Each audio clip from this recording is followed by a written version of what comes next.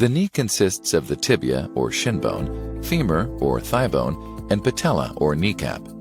In knee arthritis, the cartilage on the end of the bones slowly wears away, causing pain and irritation, making daily activities difficult.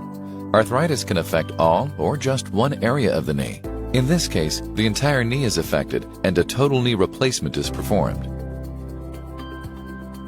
During the surgery, your doctor uses a series of guides to help remove the damaged bone and prepare the femur, ensuring proper implant size and alignment.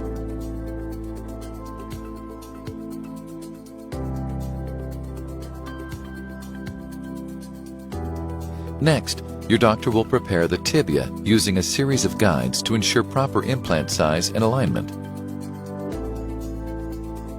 The final tibia preparation is completed and a trial spacer is used to confirm knee stability. Next, your doctor prepares the patella to accept the implant. A trial implant is placed on the patella and the knee is checked for proper implant size and stability. The trial implants are then removed and the surfaces are prepared for placement of the final implants. Your doctor applies bone cement on the backs of the tibia, femur, and patella implants for final fixation.